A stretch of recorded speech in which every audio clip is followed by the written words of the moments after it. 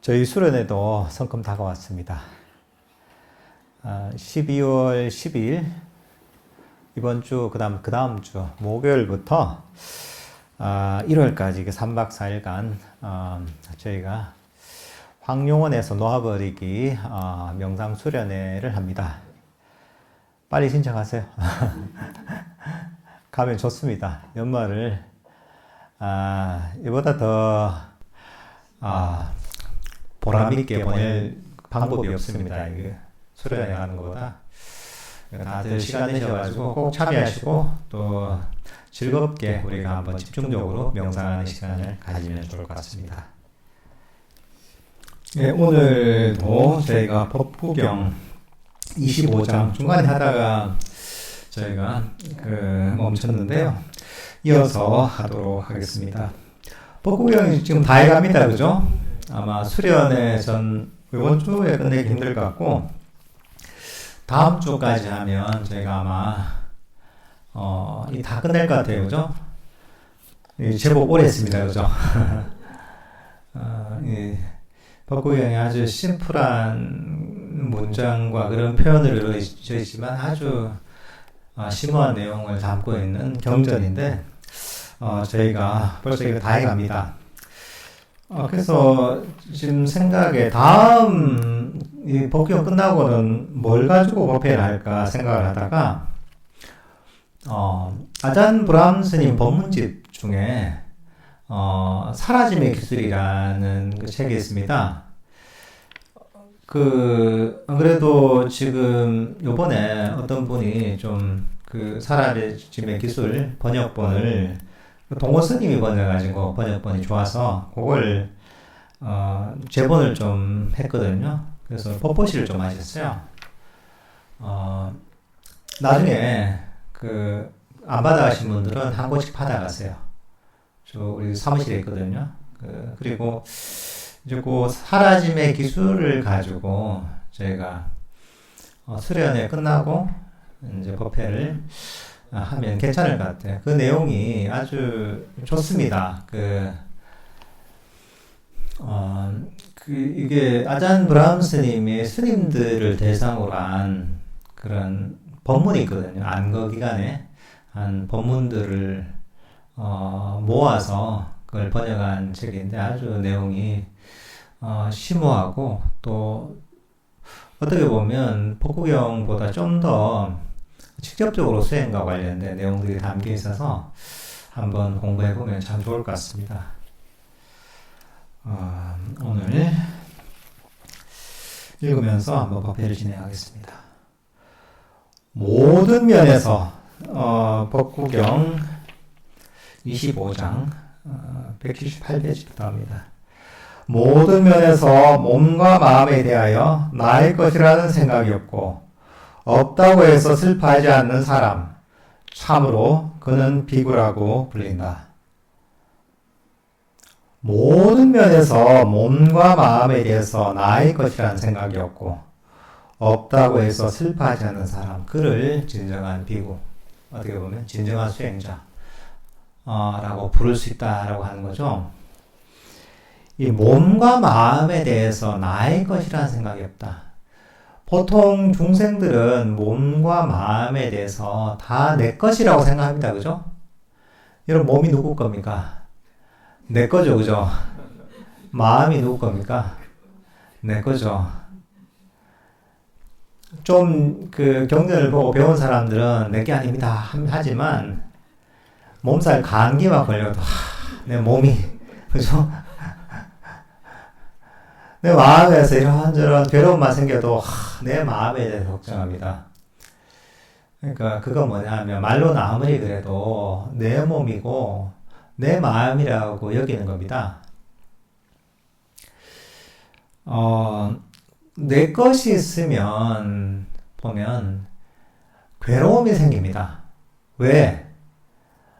나의 것이라고 하는 모든 것들이 보면 변해서 변하기 마련입니다.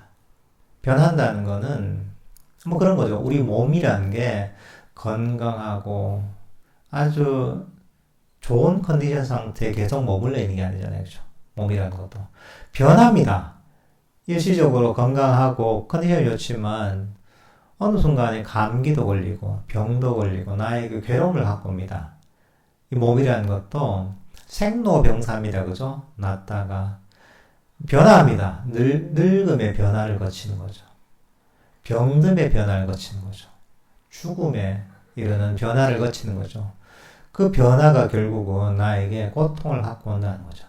좋을 때도 있지만 그게 영원한 것이 아니라 나에게 괴로움을 갖고 온다는 거죠. 내 것이라는 게 모든 게 그렇습니다. 내 마음도 마찬가지입니다. 내 마음이 너무 명상을 해서 기분이 좋고 행복할 때가 있죠. 하지만 집에 가서 자녀가 사고를 친다 이러면 어떻습니까? 엄청 괴롭습니다. 그 즐거움과 행복감이 오래가지 않습니다. 왜? 우리 마음이라는 것도 전부 변화하는 것입니다. 근데 우리가 왜 괴로워하냐? 이 컨디션이 좋은 내 몸의 상태, 아주 즐거운 내 마음의 상태를 내 것이라고 여기기 때문에 내 것이 내 몸에 문제가 생기고 병이 생기고 내 마음이 괴로워지고 문제가 생기잖아요. 내 것에 문제가 생기니까 나도 같이 괴로워지는 거야. 근데 만약에 정말 우리가 수행을 해서 삼매와 지혜를 닦아서 깊은 통찰이 생기잖아요.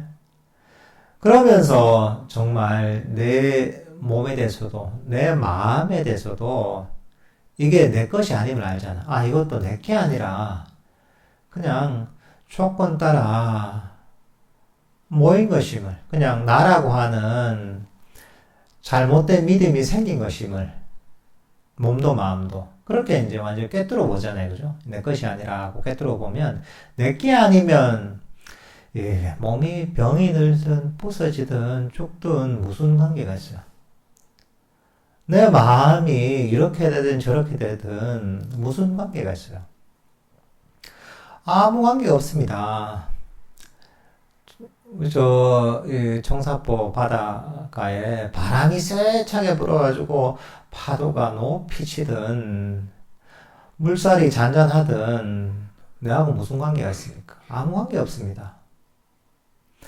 바깥에 굴러다니는 돌멩이가 이렇게 누구 발로 그 돌멩이를 차서 저쪽으로 날아가든 그냥 머물러 있든 무슨 관계가 있습니까? 아무 관계 없습니다. 하지만 그게 내 거라고 여기고 그게 변화가 생기고 손상이 되고 문제가 생기면 거기서 괴로움이 생깁니다. 여러분들이 깨끗하게 세차를 해서 정말 거기 말까 이제 광택자까지 해서 오랜만에 내가 정말 깨끗하게 이 세차를 해서 지금 선원에 법회 왔다 하잖아요. 주차를 해놨는데 법회 끝나고 하니까 누가 확 거기에 긁어놨다 이게. 안 그러면 누가 거기에 차로 박아서 접촉사가 나야 되는 어떻습니까? 괴로움이 생깁니다. 왜? 내 차니까. 내 것이니까. 내 것에 문제가 생기니까 괴로움이 생기는 거야. 만약에 내 게 아니잖아요. 근데 나가보니까 내 차가 아닌데 그게 막 긁혀있다. 때로는 뭐 접촉사고 나 있다. 아니 왜 저러지 하는 정도는 뭐 끝입니다. 그게 나한테 괴로움을 주지 않습니다. 왜? 내 차가 아니니까. 그러니까 왜 부처님이 계속 무아의 가르침을 강조하느냐? 무아라는 게 우리 그냥 있는 그대로의 어떤 진리이기도 하죠. 모든 것은 나라고 할 만한 게 없다는 진리이기도 하지만 그것보다 더 중요한 건 뭐냐 하면 무아의 가르침을 내게 아님을 꿰뚫어 봐야지 괴로움에서 벗어날 수 있는 거죠. 내게 있으면 내게 변화가 생기면 나는 거기에 흔들립니다. 내 거라고 움켜쥐고 있잖아요. 그러면 움켜쥐고 있는 이게 흔들리면 나도 같이 흔들리는 거야. 미국에서 텍사스 같은 데나 뭐 이런 미국의 어떤 이, 뭐, 목장이나 이런 데 많은 데 보면, 뭐, 그런 로데오 경기 같은 거 하잖아요. 거기서 보면, 카우보이가 그 아주 미쳐 날뛰는 황소 같은데, 뿔을 잡고 막 이렇게 막, 거기서 오래 버티는 시합을 하잖아요. 근데 거기 있으면 황소가 미쳐 날뛰는 것처럼 본인도 몸이 막 하늘로 솟았다 땅으로 꺼졌다가 난리가 나죠, 그죠? 그러다가 보면 버티지 못하고 결국은 나가 떨어지죠, 저 멀리. 그러면서 땅에 추락하게 되죠. 왜? 내가 황소 위에 올라 앉아 있으니까 내 몸이 그렇게 요동치고 나가 떨어지게 되는 거예요. 추락하는 거예요. 근데 내가 그 위에 올라 있지 않으면 무슨 관계가 있어요? 나는 평화로운 거야.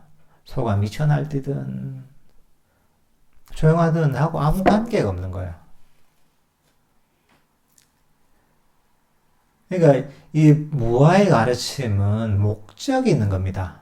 단순하게 우주의 진리, 이법을 가르쳐 주는 게 아닙니다. 그런 것들은 과학의 역할이죠.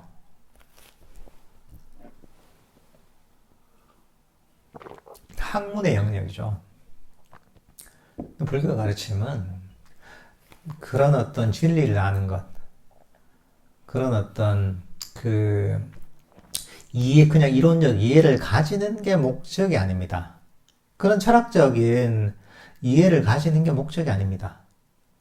저는 괴로움을 없애기 위해서 무아를 꿰뚫어 봐야 되기 때문에 그런 겁니다. 내게 있으면 항상 괴로움이 생깁니다. 나라고 할 만한 게 없으면 괴로움이 생기지 않습니다. 나는 항상 평화로움입니다. 우리 마음이 왜 끊임없이 요동치고 잠시도 멈춰있지 못하냐? 어떤 측면에서 보면 내 거라고 움켜쥐고 있는 게 그런 거예요. 있는 거예요, 그러니까. 그러니까 내 거라고 움켜쥐는 게 있으니까 모든 것들은 변화하거든요.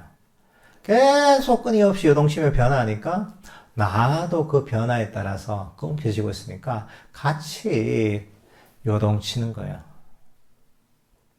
근데 그걸 움켜쥐던 걸 다 놔버리잖아요. 내게 아니구나. 이것도 마음도 내게 아니고 몸도 내게 아니구나. 다 놔버리면 그러면 나는 흔들림이 오는 거예요. 고요하게 평화롭게 이 자리에 멈출 수가 있는 겁니다.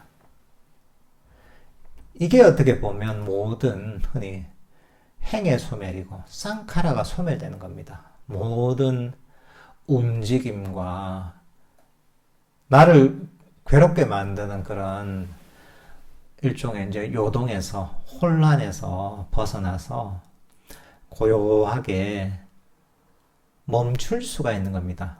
행복하게 멈출 수가 있는 겁니다.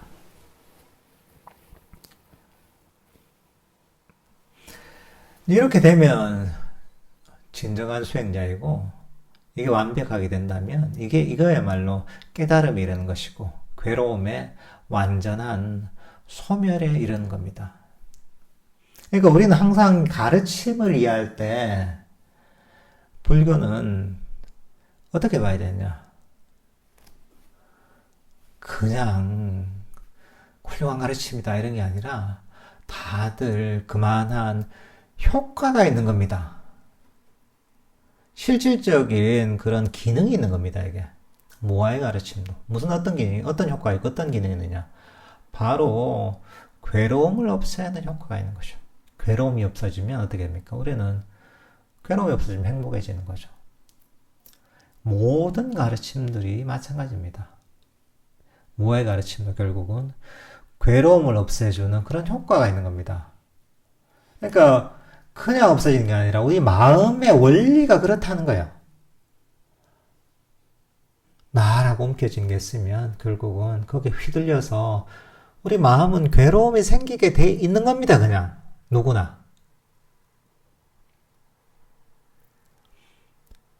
아무리 뛰어난 사람도 나라고 집착하는 게 있으면 거기서 괴로움이 생길 수밖에 없는 거예요, 그냥. 우리 마음이라는 게 원래 그런 원리가 있는 거예요. 괴로움이 생기는 원리가 있고, 바로 괴로움에서 벗어나는 원리가 보편적으로 적용되는 겁니다. 사람은 생김새가 다 다르고 성격이 다르잖아요, 그죠? 하지만 마음이 작동하는 원리는 똑같습니다. 괴로움이 생기는 원리는 같고, 사람뿐만 아닙니다. 모든 생명체가 마찬가지입니다. 모든 생명체가 바로 괴로움이 일어나는 원리와 바로 괴로움에서 벗어나서 진정한 행복에 이르는 그런 원리가 똑같은 원리가 적용이 됩니다. 그러니까 부처님의 가르침이 일관될 수가 있는 겁니다. 사람에 따라 때로는 방편설을 하죠. 이렇게 가르치기도 하고 저렇게 가르치기도 하지만, 그렇지만 그 원리는 똑같습니다. 수학적인 원리와 똑같은 거예요. 수학도 보면 수학생님이 학생한테 어떤 공식을 가지고 풀 수 있는 수학 문제 설명할 때 이렇게 설명하기도 하고 저렇게 설명하기도 하지만 적용되는 공식은 똑같은 거고 마찬가지입니다. 붓다의 가르침에서 기뻐하고 자유로움에 머무는 비구는 조건 지어지는 것들의 고요함인 행복과 평화로운 경지, 멸만을 얻으리라. 부처님의 가르침에 기뻐하고 자유로움에 머문다. 이게 바로 우리가 항상 실천하라고 하는 거죠. 이 법을 기뻐해야 됩니다. 우리가 이걸 좋아하고 기뻐해야지 여기에 관심을 가지잖아요. 그죠?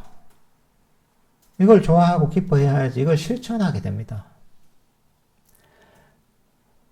그러니까 때로는 그럴 수 있죠. 당위적으로 이게 해야 되니까 하는 것도 도움은 되죠. 하지만 이걸 너무 스트레스 받으면서 하다 보면 거기서 뭡니까? 하기 싫은 마음이 악입니다.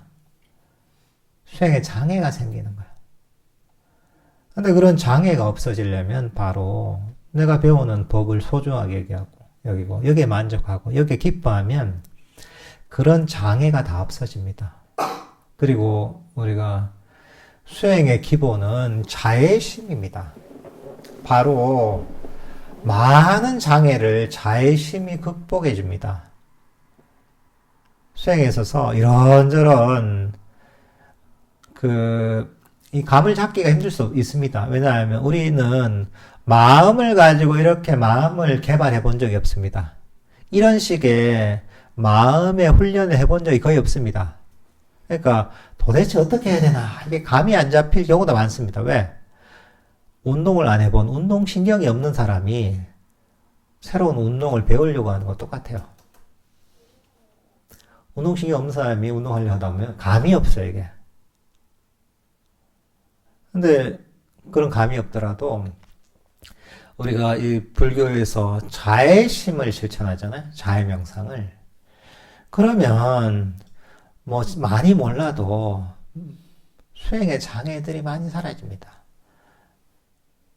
탐진치가 거친 탐진치들이 가라앉습니다. 욕심이 자애심 뭡니까? 조건 없는 사랑과 조건 없는 용서와 조건 없는 어떤 포용의 마음이다 말이죠.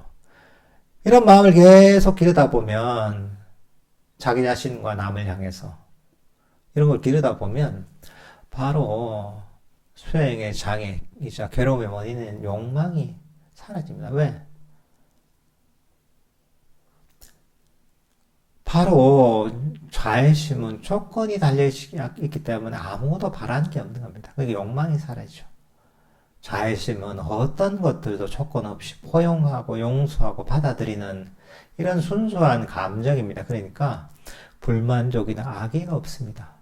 바로 수행의 장애를 없애주는 아주 즉각적인 효과가 있습니다. 특히나 이것들은 그 사람의 어떤 많은 마음의 이 번뇌들 또 마음의 상처들을 녹여냅니까? 내는 강력한 효과가 있습니다.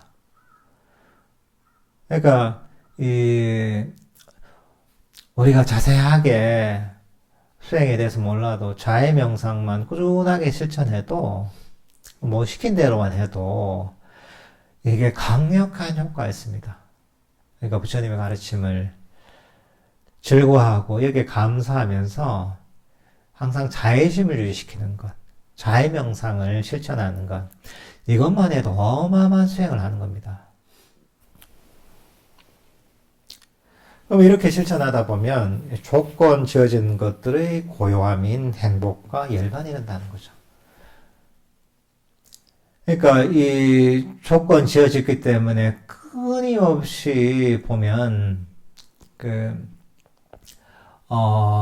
우리 마음은 끊임없이 움직이게 됩니다. 그것을 끊임없이 움켜쥐기 때문에 우리 마음은 끊임없이 요동치고 끊임없이 거기에 휘둘리게 됩니다. 고요함이라는 게 없어요. 마음의 멈춤이라는 게 없어요. 근데 이것들을 모두 놓아버리게 되면 그러면 그때서 이런 조건 지어짐에서 벗어날 수가 있는 겁니다. 조건 지어진다는 것은 우리 마음이 끊임없이 요동친다는 거예요. 끊임없이 달린다는 겁니다. 이것들을 다 놓아버리면 바로 저절로 고요해지는 겁니다, 이게. 그런 쌍카라가 모두 멈추게 되는 겁니다. 이렇게 해서 우리가 이제 완전한 평화와 완전한 열반에 이르게 되는 겁니다. 비구되어 이베의 물을 퍼내라. 물을 퍼내면 그것은 빨리 갈 것이다. 욕망과 성냄을 잘라버리면 그대는 열반에 도달하리. 배를 타고 가는데 배에 물이 가득 차고 있다면 배가 갑니까? 안 가죠.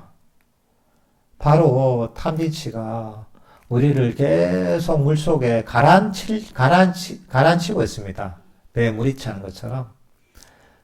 그래서 우리가 이 부처님께서 그러잖아요. 바로 탐진치, 욕망과 성냄과 어리석음을 버려라 하는 것도 이게 바로 우리가 괴로움에서 벗어나서 이 진정한 행복이라는 저쪽 언덕에 이르게 만드는 그런 어떤 이제 결과를 끌어내게 되는 거죠. 꾸준하게 이게 배움을 우리가 법구에서도 배웠고 부처님의 가르침을 실천하게 되면 바로 그 열반에 이르게 된다는 겁니다. 5가지를 잘라라. 5가지를 버려라. 5가지를 특히 연마하라. 5가지 집착의 그 너머로 간 비구는 홍수를 건넌 사람이라고 부른다. 5가지를 잘라라. 이게 유신견, 의심 또는 계율이나 의식에 대한 집착, 감각적 욕망, 악의, 보통 이걸 5가지를 잘라라 하는데 해당한다고 합니다, 이게. 각가지 종류의 번뇌들이죠. 5가지를 버려라. 이거는, 좀 더 미묘한 어떤 번뇌들을 얘기한다고 합니다. 물질에 대한 집착이나 비물질에 대한 집착이나 자만이나 들뜸이나 어리석음이나 우리가 배웠던 사실 5가지 장애에 다 속하는 겁니다. 그리고 5가지를 닦아라. 그러니까 5가지라고 하면 닦아야 될 거면 오력 이런 게 있죠, 그죠? 믿음과 정진과 마음 챙김과 삼매와 지혜 이런 5가지를 닦으라는 거죠. 우리가 불교 수행을 하는데 5가지가 사실 다 들어있습니다. 아나파나사티에도 5가지가 다 5가지 오력이 다 들어있습니다. 자해명상에도 5가지 바로 오력이 다 들어있습니다. 사념체도 사실은 이 오력이 다 들어있는 겁니다.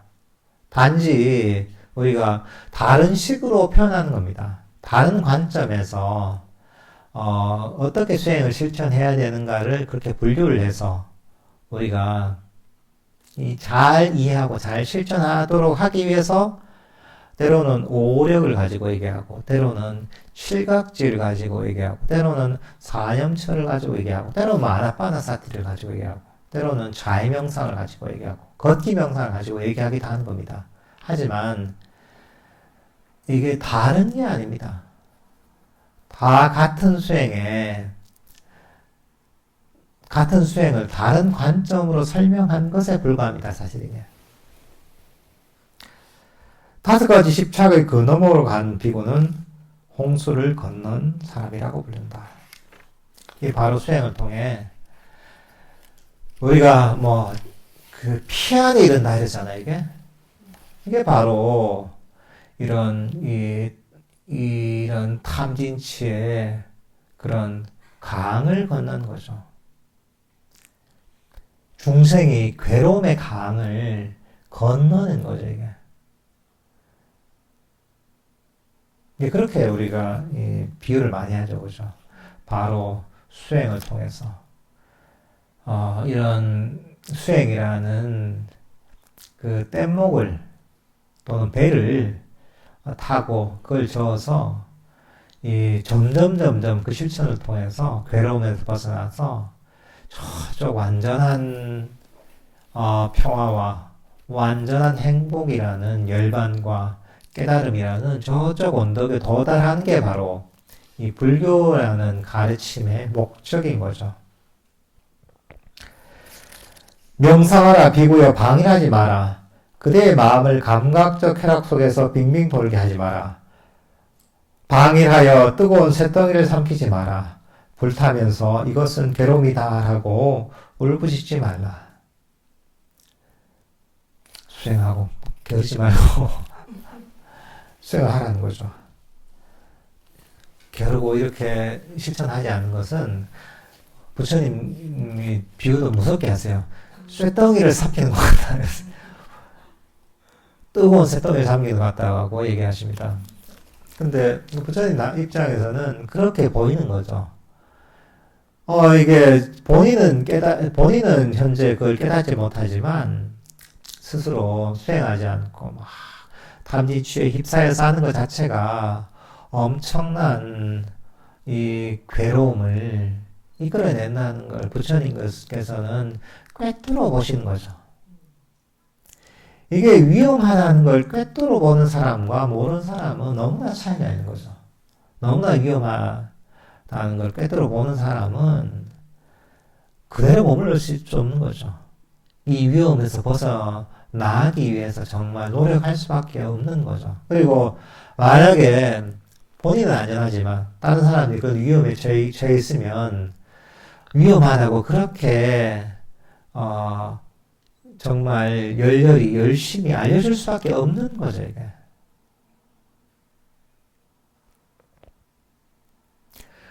그런 경우 있잖아요. 이제, 어떤 친구가 있는데, 친구가 어떤 사기꾼한테 당하기 직전이다. 이러면 어떻습니까? 친구한테, 이거 사기꾼이고, 왜 문제가 있고, 저 사람 얘기 들으면 큰일 난다. 이렇게 얘기해 주잖아요. 근데, 이 사기꾼한테 그 친구가 사기꾼한테 쏙 넘어가 있다면, 친구가 얘기를 해도 잘 안 됐죠. 그죠? 그 말도 일리가 있는데, 저 사람 말도 틀만 하잖아.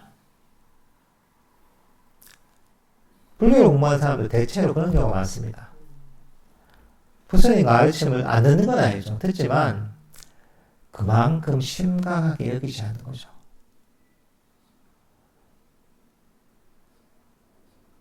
저 친구가 조언하는 얘기를 듣는 거와 똑같은 거죠. 듣죠? 저 사기꾼이고, 저 얘기 들으면 큰일 난다니, 인생 망친다. 일리 있네. 하고 사기꾼 얘기 계속 듣고 있어요.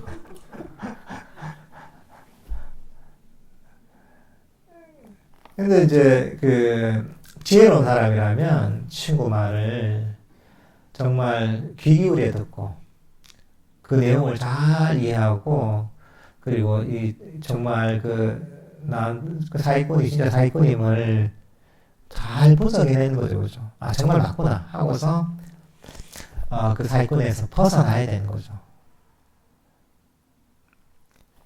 이 부처님 가르침도 비슷한 거죠. 부처님 가르침도,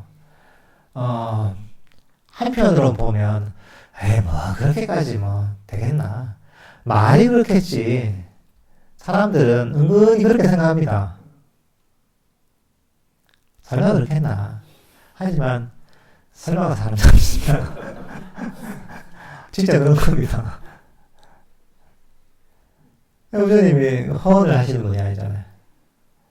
우리가 참 쉽지 않은 거예요. 말로는 부처님이 위대하시고 대단하시고 모든 걸 아시고 하지만 그 사람들이 말은 그렇게 하지만 실제로 그 가르침은 그만큼 심각하게 받아들이지 않습니다.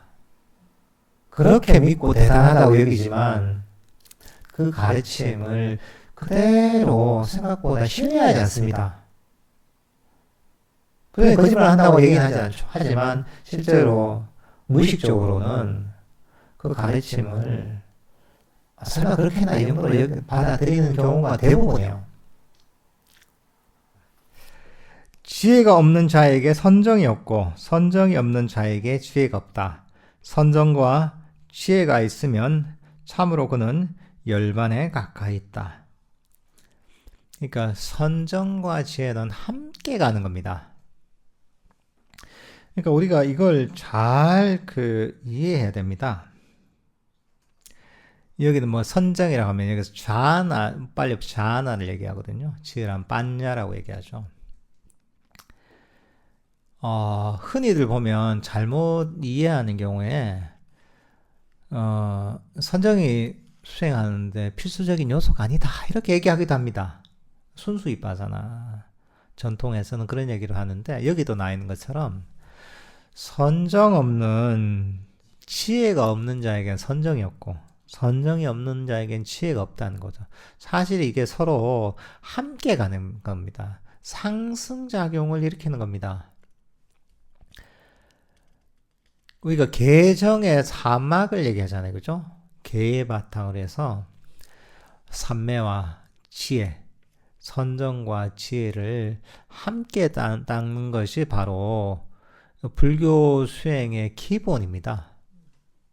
그래서 팔정도에서도 보면 제일 마지막에 정정, 바른 선정이 팔정도의 바로 8번째 마지막에 나옵니다. 이제 불교 수행은 아주 독특한 수행입니다. 어떤 게 독특하냐? 바로 선정과 지혜를 결합한다는 데서 정말 독특한 게 있는 거예요. 물론 이제 지혜라는 것도 보통 지혜하고는 좀 다르죠. 하지만 세상에 지혜가 없는 건 아닙니다. 아까 무상에 대한 이해, 무아에 대한 것도 사람들도 그걸 이해합니다. 물질을 연구하거나 우리 생명을 연구하거나 하는 사람들도 야 이게 나라고 할 만한 실체가 없다는 어떤 조건 지어져 있다는 걸 이해합니다. 무상에 대한 것도 마찬가지입니다.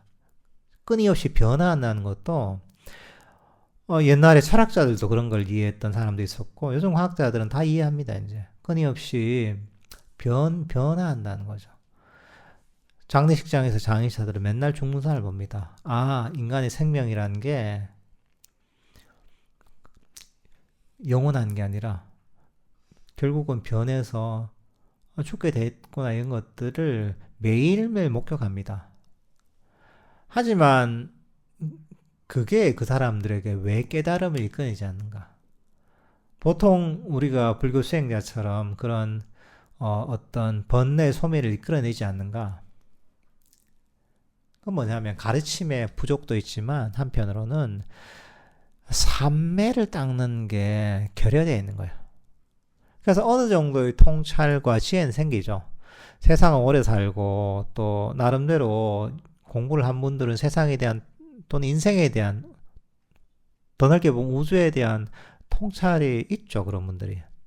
하지만 그런 분들이 괴로움에서 벗어나지 못하거든요. 그 이유는 뭐냐? 이 부처님의 가르침은 계를 바탕으로 바로 삼매와 지혜, 선정과 지혜를 결합시켰다는 거예요. 지혜라는 게 바로 삼매를 통한, 선정을 통한 강력한 에너지의 뒷받침을 받아서 그런 지혜라는 것이 보면 폭발할 수가 있는 겁니다. 삼매라는 게 폭탄의 폭약과 같은 겁니다. 폭약, 화약이 많으면 많을수록 그 폭발도 강력해집니다. 지혜라는 것은 불꽃과 같은 겁니다. 폭약에 불을 번쩍 붙이는 거죠. 근데 삼매가 약하다 이러면 그 폭약의 양이 얼마 안 되는 것 같은 거예요. 폭발이 나도 그냥 빵 소리 정도 난 정도밖에 안 되는 거죠. 어릴 때 우리 우리가 어릴 때 보면 포금탄이라는 게 있었거든요. 이런 게 있어요. 많은 거 보면 성냥처럼 생긴 게 있어요. 거기다 불을 붙여서 딱 던지면 빵 터져요. 그것도 일종의 폭탄이거든요. 그렇지만 화약의 양이 얼마 안 되는 거예요. 그러니까 애들 갖고 노는 장난감처럼 쓰이는 거죠, 이게. 근데 실제로 뭐 전쟁에서 쓰이는 그런 무기들은 얼마나 강력한 폭발을 일으킵니까? 왜? 이 폭약의 양이 비교가 안 되는 거죠. 그러니까 그 강력한 폭발을 일으키는 겁니다. 이 부처님이 가르친 부처님의 수행이라는 게 바로 이 독특한 겁니다. 바로 어떤 지혜를 폭발시키는데 삼매의 강력한 에너지를 활용하는 겁니다. 이 세상에 이런 게 없어요. 너무 신기한 겁니다, 이게. 그러니까 부처님께서 이렇게 얘기하는 거죠. 지혜가 없는 자에게는 선정이 없고 선정이 없는 자에게는 지혜가 없다는 거죠. 선정과 지혜를 함께 있으면 바로 그 사람은 열반에 가까이 있다 얘기하는 거예요. 이걸 잘 닦아야지 열반에 가까워지는 거죠. 이게 그래서 부처님께서 바로 개정의 사막을 세트로 얘기하신 이유고, 팔정도에서도 바로 8번째 바른 선정이 나오는 것, 그리고 나머지 부분에서 보면 개의 측면이 있고 뭐 지혜의 측면이 있거든요. 예를 들면은 정견, 정사유가 보면 지혜의 측면입니다. 정어, 정업, 정명 이 보면 바로 개의 측면에 가까워요. 나머지가 보면 뒤쪽에 보면 정정긴, 정념, 정정이 삼매의 측면이 좀 강한 편이에요. 그러니까 여기도 개정의 사막이 완벽하게 좌롭게 들어있는 겁니다. 이게 이 불교 수행이라는 게 이런 독창성이 있습니다. 어떤 가르침에도 이런 식으로 수행법이 구성되어 있지 않습니다. 그러니까 부처님이 대단하신 분이 있는 거죠. 도대체 이런 걸 어떻게 알아냈는지 너무나 신기한 거죠, 이게. 한적 한 곳으로 가서 그의 마음이 고요하고 단말을 선명하게 보는 비구에게 인간의 기쁨을 초월한 기쁨이 있다. 한적하게 수행을 하는 거죠. 마음을 고요하게. 수행자에게는 그런 법에서 생긴 기쁨이 있는 겁니다. 우리가 수행을 통한 기쁨이 있습니다. 삼매와 지혜가 생기면서 생기는 기쁨이 있습니다. 그 과정 자체가 괴로움이 점점 소멸되는 과정입니다. 소멸되는 것만큼 우리는 더욱 고요하고 행복한 길로 가는 겁니다. 오온의 일어남과 사라짐을 깊이 이해할 때 그는 기쁨과 즐거움을 얻는다. 이것을 아는 이들에게 그것은 감노수이다. 오온, 그러니까 색수상행식이죠. 이것들이 모든 정신과 물질이라고 할 수가 있습니다. 내 몸과 마음이라고 할 수가 있습니다. 항상 일어났다 사라지는 것은 무상하다는 겁니다. 무상하다는 것이고, 한편으로는 조건 지어져 있다는 거죠. 내가 일어나면 일어나라고 해서 일어나는 게 아니고 내가 사라지라고 해서 사라지는 게 아니라는 거죠. 조건 따라 일어나고 조건 따라 사라진다는 거죠. 내게 아니라 조건 지어진다는 거죠. 바깥의 날씨가 내가 비가 와라 하면 비가 오지 않습니다. 눈이 오라 하면 눈이 오지 않습니다. 다 기상적 눈이 올 만한 조건이 있는 거죠. 대기 중에 적당한 수증기가 있고, 그죠?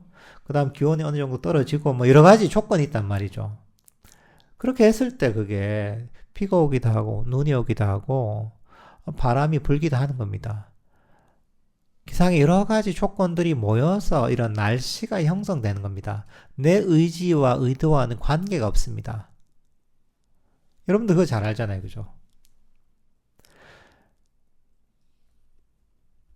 근데 우리의 몸과 마음이라는 것도 사실 똑같다는 거예요. 저 밖에 일어나는 기상현상처럼. 이것도 어떤 원인에 의해서 일어났다가 원인이 사라지면 사라진다는 거죠. 내 몸이 원인에 의해서 생겨나기도 하고 원인이 의해서 우리 몸에 병이 들기도 하고 죽기도 하는 겁니다. 내 마음이라는 것도 내가 의도해서 일으킨다고 하지만 통찰로 깊은 통찰로서 깨뜨려 보면 이것도 조건 지어져 있다는 거예요. 모든 일어나는 정신작용들도 내 의지로 일으킨다고 생각하지만 사실 그게 아니라 이것도 원인에 의해서 연쇄적으로 이런 여러 가지 정신현상과 작용들이 일어난다는 거예요. 이게 오온의 일어남과 사라짐을 깊이 깨뜨려 아는 겁니다. 이게 뭐냐면 이게 결국은 무상한 것이고 끊임없이 변하는 것이고 그리고 무아인 것이고 조건 따라 일어났다 사라지는 것이지 내가 어떻게 통제할 수 없는 내게 아니라는 걸 깨닫는 거죠. 그러면 우리는 그것을 놓아버리게 됩니다. 왜? 내가 할 수 있는 게 아무것도 없다는 걸 깨닫는 거예요. 그리고 내하고 관계가 없다는 걸 깨닫는 거예요. 내 몸도 내게 아니라는 걸 깨닫는 거예요. 내 마음도 내게 아니라는 걸 깨닫는 거예요. 이것을 모두 놓아버릴 수가 있는 거죠. 그러면 이걸 왜 놓아버리면 어떻게 되냐? 그때서 진정한 평화가 있는 겁니다. 놓아버리면, 아까 얘기했죠? 놓아버리면 여기에 휘둘리지 않습니다.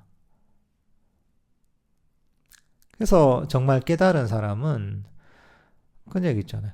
내가 죽어도 내가 죽는 게 아닌 거야. 내 팔이 잘려도 내 팔이 잘리는 게 내게 아니니까. 그러니까 육체적 고통이 있지만 고통이 일어나도 그건 내 고통이 아닌 거예요. 그러니까 결국은 그 사람을 괴롭힐 수 있는 방법이 아무것도 없는 거야. 그 사람의 괴로움을 일어나게 할 수 있는 것은 아무것도 없는 거예요, 이게. 너무나 신기한 거죠, 이게.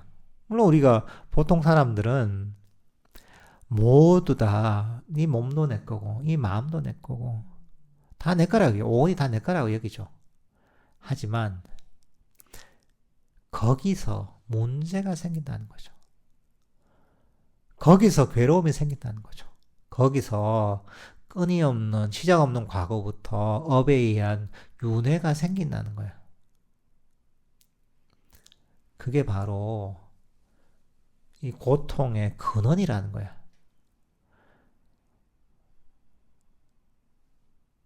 아무 괴로움이 없다면 아무 관계 없어요. 부처님도 문제의식은 겁니다. 석가모니 부처님도 문제의식은 이게 괴로움이 일어나기 때문에 그 괴로움의 문제를 해결하기 위해서 나름의 해결책을 찾으시려고 그렇게 노력한 거예요. 어릴 때부터. 그러다가 이 괴로움을 없애기 위해서 온갖 노력을 하고 온갖 수행을 하시다가 결국은 바로 그 괴로움이 어디서 생기는가, 어떤 원리로 생기는가를 꿰뚫어 보신 거예요. 그리고 여기에서 벗어나려면 도대체 어떤 실천을 해야지 괴로움에서 벗어날 수 있는가를 당신께서 몸소 찾아내신 겁니다. 그걸 가르쳐 주시는 거예요. 내용을 모르다가 결국은 부처님의 가르침은 아주 현실적인 가르침입니다. 이래 됐든 저래 됐든 결국은 우리를 괴로움에서 벗어나게 만들어주는, 진정한 행복에 이르도록 만들어주는 이런 가르침이라는 거야. 이거는 단순하게 우리가 깨달아야 완전히 괴로움에서 벗어나는 건 아닙니다. 수행하는 과정에서 괴로움은 점진적으로 사라집니다. 왜? 이 가르침 자체가 그런 거예요, 원래. 괴로움을 없애기 위한 그런 방법론들입니다. 모든 불교의 가르침이. 그러니까 그걸 실천하는 만큼 나는 그런 괴로움에서 벗어날 수 있는 거죠. 그러니까 설사 깨닫지 못하더라도 실천하는 만큼 그만큼 우리는 괴로움에서 벗어나서 더욱 행복해질 수가 있는 거죠. 이보다 좋은 가르침이 어디 있습니까? 이보다 현실적인 가르침이 어디 있습니까?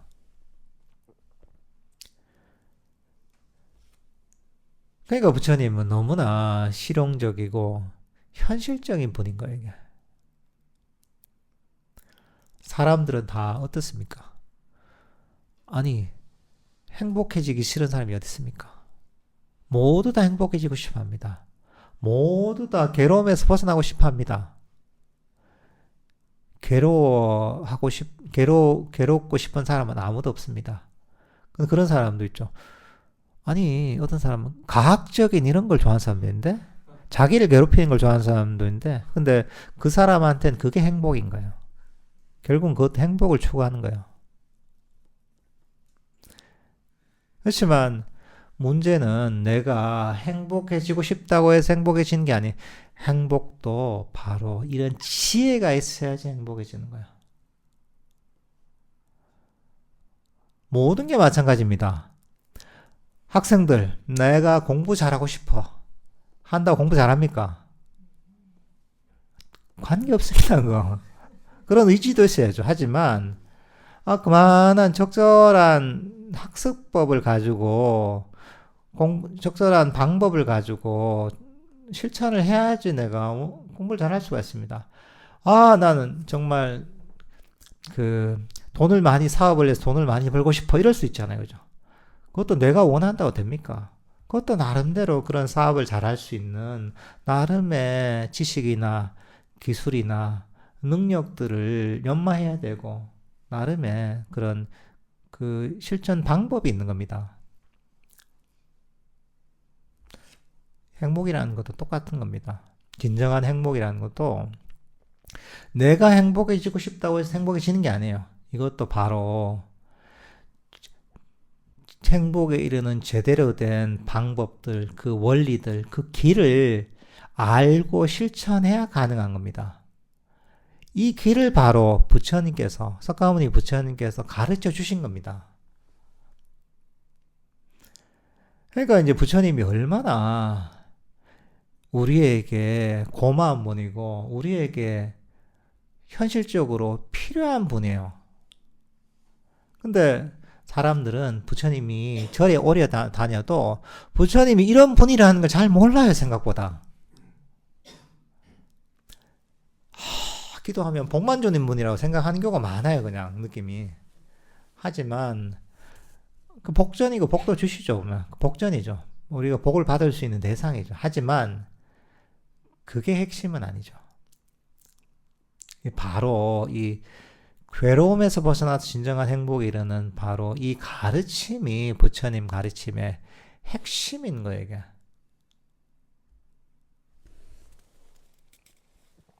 이걸 아는 사람은, 그 사람에게는 이 가르침들이 바로 이 감로수와 같은 거예요. 너무나 감로수처럼 정말 달콤하고 맛있는 이런 가르침인 거죠. 여기 지게 온 비구에게 이것이 첫 번째 단계이다. 감각기관의 절제, 만족, 개본에 의한 절제, 청정하고 근면한 선한 친구와의 사귐이다. 그러니까 또 이런 어떤 실천을 해야 되는가를 또 가르쳐 주십니다. 감각기관을 단속하는 거죠.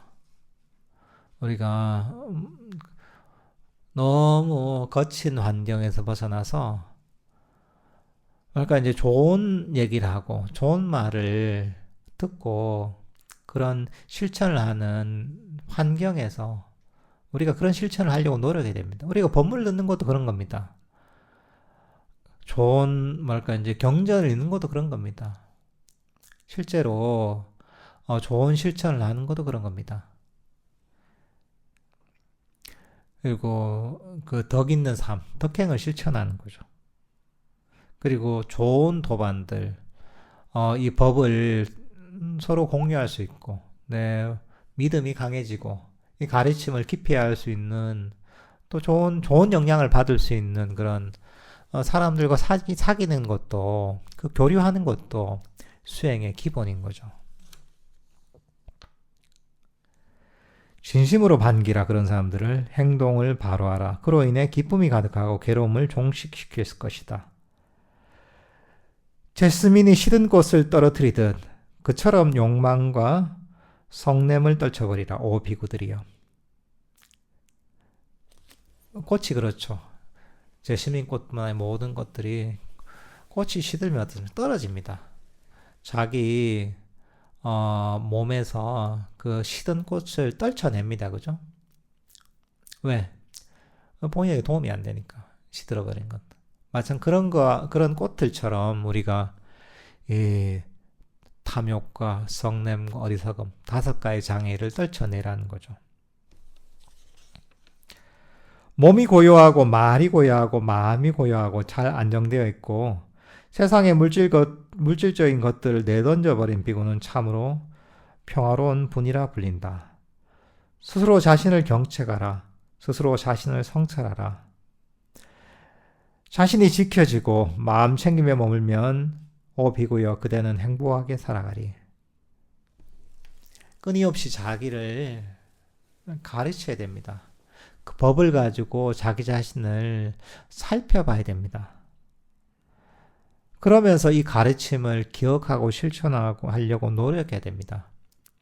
왜냐하면 세상이라는 것이 보면 끊임없이 우리를 수행하는 방향과 반대 방향으로 끊임없이 우리를 끌어내립니다. 우리는 저 높이 진정한 고요와 행복으로 날아오르려고 하지만 이 세상의 흐름이 우리를 끊임없이 바닥으로 끌어내립니다. 살다 보면 그렇죠, 그죠? 여러분들 선원에 와서 법문을 들으면 부처님 가르침을 듣고 발정도 얘기도 듣고 어떻게 수행해야 되는지 지혜와 삼매에 대한 얘기를 듣고 하지만 여러분들 여기서 나가면 어떻습니까? 그런 얘기 하는 사람 있습니까? 아무도 없을 겁니다. 아마 여기 빼고. 너무나 세상은 그 반대로 흘러갑니다. 우리는 바로 감각적 욕망의 흐름을 거슬러 가려고 하는데 세상은 그 흐름에 다 떠내려가고 있습니다. 그러니까 우리가 정신 안 차리고 사람들 사는 대로 살면 그냥 그 사람들처럼 떠내려가는 겁니다. 그냥. 그 떠내려가지 않기 위해서 우리가 끊임없이 가르침을 배우고 자기 자신을 성찰하고 또 법문을 배우고 해야 되는 겁니다. 그게 진짜 지혜로운 사람이고 그게 정말 자기 자신의 이익을 위하는 사람, 자기 자신의 행복을 위하는 사람입니다. 참으로 자기는 자기 자신의 의지처이고 참으로 자기는 자기 자신의 안내자이다. 그러므로 상인이 훌륭한 말을 다스리듯이 자기 자신을 다스리라. 자기 자신이 스스로의 의지처이고 자기 자신이 스스로에게 안내자이라는 거죠. 스스로에게 가르치고 스스로에게 의지해야 된다는 거죠. 근데 이 가르침을 보면 헷갈리기도 합니다. 앞에서는 무하다 해서 나는 없다 하는데 여기는 또 자기 자신을 의지처로 삼으라고 자기 자신을 안내자로 삼으라잖아요. 이게 좀 헷갈립니다. 그죠? 근데 우리가 이 가르침들을 상황에 맞게 이해됩니다. 아까 모든 것들은 모든 그 몸과 마음은 모든 물질과 정신은 나의 것이 아니다 하잖아요. 그런 것들은 어떻게 보면 궁극적인 진리의 차원입니다. 한편으로는 그런 측면을 이해하고 실천하다 보면 이게 또 괴로움의 소멸에 도움이 됩니다. 하지만 중생들은 그렇게 실천하더라도 나에 대한 관념이 아직 있습니다. 완전히 깨닫고 나면 나라는 게 없다는 걸 알지만 수행하는 수행자는 아직까지 나에 대한 자아관념이 있습니다. 그런 자아관념이 있지만 이것을 진정한 어떻게 무아의 깨달음을 이끌어내. 그래서 이제 괴로움에서 벗어나기 위해서 자아를 활용하는 겁니다. 의지를 활용하는 겁니다. 활용해서 바로 의지가 없는 이 자아가 없는 그런 어떤 진리를 깨닫는 겁니다. 그래서 모든 속박에서 벗어난 그런 경지에 이르려고 하는 겁니다. 이게 바로 뭐 우리가 강을 건너갈 때 배를 이용하는 것 같습니다. 배라는 것이 우리가 목적은 아니잖아요. 배는 강을 건너기 위한 수단인 거예요. 강을 건너가고 나면 어떻습니까? 배를 짊어지고 가진 않잖아요. 그죠? 배는 그냥 버리고 하는 겁니다. 바로 이것도 마찬가지인 겁니다. 자기 자신에 의지하고 자기 자신을 안내자로 삼는 것도 바로 강을 건너는데 배를 타고 하는 것 같습니다. 결국은 이것을 버리고 와야 되는 거죠. 하지만 이것 없이는 배 없이는 강을 건널 수가 없는 겁니다. 그러니까 그 강을 건너기 위해서 배를 잘 활용하듯이 자기 자신을 잘 가르치고 자기 자신의 어떤 여러 가지 능력들, 의지들을 잘 활용해야 되는 겁니다. 수행하기 위해서. 기쁨으로 가득 차고 붓다의 가르침에 신뢰로 가득 찬 비구는 조건 지어진 것들의 고요함인 행복과 평화의 경지를 얻으리라. 그러니까 여기도 나오지만 이 법을 배우는데 기뻐해야 됩니다. 그러니까 항상 이 태도가 문제거든요. 우리가 어떤 좋은 걸 하더라도 처음에 이걸 어떻게 하지? 잘해야지. 부담으로 받아들이는 사람도 있어요. 근데 그렇게 되면 왜 부담으로 드느냐? 이게 또 잘해야 되겠다는 욕심이 있는 거야. 이게 좋은 거니까 잘해야지. 벌써 욕심이 작동하는 거야. 근데 불교 수행은 뭡니까? 욕심이 바로 괴로움의 원인이에요. 그 욕심을 버리기 위해서 하는 거예요. 그러니까 우리는 이런 가르침을 접하고 수행을 접할 때도 욕심을 가지고 하면 안 돼요. 부담을 가지고 하면 안 돼요. 부담을 가지고 한다는 자체가, 잘해야 되겠다는 자체가 벌써 욕심을 가지고 하는 거예요. 그보다 이 정말 감사하는 마음, 기뻐하는 마음, 즐거운 마음을 가지고 시작해야 돼요. 이런 거죠. 야, 내 부처님 가르침. 이런 너무나 대단한 이런 가르침들. 세상에 다른 어디서도 배울 수 없는 이 가르침을 내가 배울 수 있다니. 그리고 그걸 실천할 수 있는 인연이 있다니. 이런 환경이 되다니. 야, 이게 얼마나 좋은 일인가. 행복한 일인가. 그런 마음을 가지고 하는 거죠. 그러면 거기에는 부담이 없습니다. 거기에는 욕심도 없어요. 즐거움이 함께하는 거예요. 만족감 있는 거예요. 그건 뭐냐면 바로 장애가 없는 거예요. 욕심이 없고 불만족이 없잖아요. 탐진치가 없는 상태인 거예요. 이것도 자꾸 연습을 해야 됩니다. 왜냐하면 우리는 사람들이 보면 맨날 욕심만 가지고 사는 거예요, 이게. 뭘 하든. 그러니까 수행을 해도 법을 배워도 욕심으로 하는 거예요, 이게. 이거 좋은 거니까 잘해야지. 실수 안 해야지. 욕심을 가지고 하는 거예요, 이게. 근데 그거는 잘못된 습관이라는 거죠. 그걸 그렇게 가르쳐야 됩니다. 이건 잘못된 습관이구나. 그래, 그 대신 나는 욕심이 아니라 감사하는 마음을 가지고 하자. 만족하는 마음을 가지고 하자. 그래, 내가 수행할 수 있는 이 기회를 가졌다는 이런 즐거움을 가지고 하자. 이렇게 계속 이끌어내는 거예요. 그러면 부담이 없이 하잖아요. 너무나 좋은 기회고 행운이잖아요. 그럼 여기 괴로울 게 뭐가 있어요? 괴로울 게 없습니다. 여기는 실망이 없습니다. 왜?